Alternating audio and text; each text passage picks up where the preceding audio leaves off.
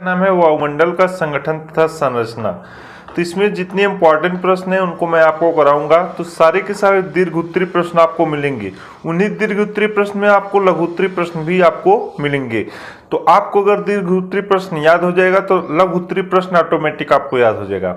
तो पहला प्रश्न है, देखिए, वायुमंडल किसे कहते हैं तथा वायुमंडल की कौन सी परतें हैं, वर्णन कीजिए। ये आपका पहला प्रश्न है।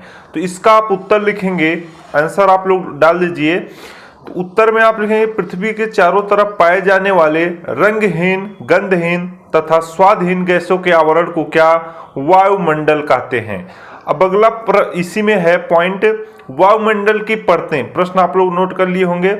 तो वायुमंडल की निम्न परतें हैं। पहला कौन कौन सा है, क्षोभ मंडल है। तो अब आपको इसके बारे में लिखना होगा, क्यों, क्योंकि ये आपका दीर्घ उत्तरीय प्रश्न है। तो यह वायुमंडल की सबसे निचली परत है जिसकी ऊंचाई भूमध्य रेखा से 16 किलोमीटर तथा ध्रुव से 8 किलोमीटर होता है। यहाँ पर मौसम की सभी घटनाएं क्या होती हैं, घटित होती हैं, जैसे बादलों का चमकना, गरजना, आंधी तूफान, वर्षा आना। ये आपका कहाँ होता है, क्षोभ मंडल में होता है। इतनी बात आपको समझ में आ गई होगी। दूसरा है आपका समताप मंडल। इसमें आप लिखेंगे क्षोभ मंडल के ऊपर समताप मंडल पाया जाता है। यहाँ पर तापमान समान होता है, इसलिए इसे हम समताप मंडल कहते हैं। इसी मंडल में ओजोन गैस पाई जाती है जो सूर्य के निकलने वाली परावैंगनिक किरणों को क्या अवशोषित कर लेती है, क्या अवशोषित कर लेता है, जिससे पृथ्वी इसके घातक प्रभाव से बच जाती है। अगला पॉइंट इसी में आप नोट करेंगे, मध्य मंडल। समताप मंडल के ऊपर मध्य मंडल पाया जाता है। इसकी ऊंचाई 32 से 80 किलोमीटर तक होता है। इस क्षेत्र में तापमान सबसे कम होता है, -100 डिग्री सेंटीग्रेड। चौथा है आपका आयन मंडल। तो आप इसे भी नोट कर लीजिएगा। आयन मंडल, मध्य मंडल के ऊपर आयन मंडल पाया जाता है जहां आयन गैस की प्रधानता होती है। इसी मंडल में रेडियोधर्मी तरंगें चलती हैं। यदि आयन मंडल की अवस्थिति नहीं होती तो रेडियो प्रसारण नहीं सुन पाते।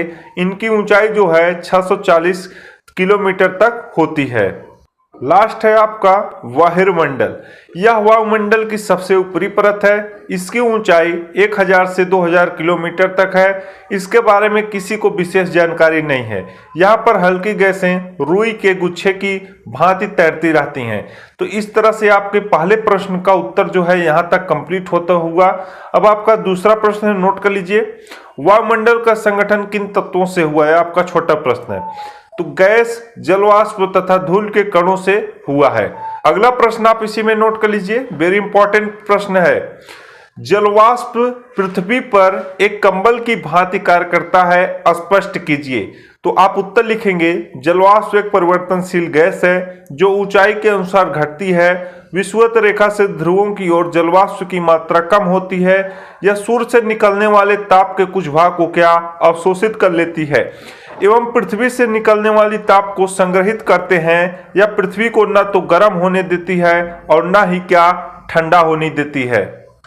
इस प्रकार से जो है जलवाष्प पृथ्वी पर एक कंबल की भांति कार्य करता है। इस तरह से आपके प्रश्न के उत्तर का कंप्लीट होता हुआ। अगला प्रश्न है आपका, मौसम और जलवायु में क्या अंतर है। वेरी इंपॉर्टेंट प्रश्न है। तो आप एक एक करके लिखिए।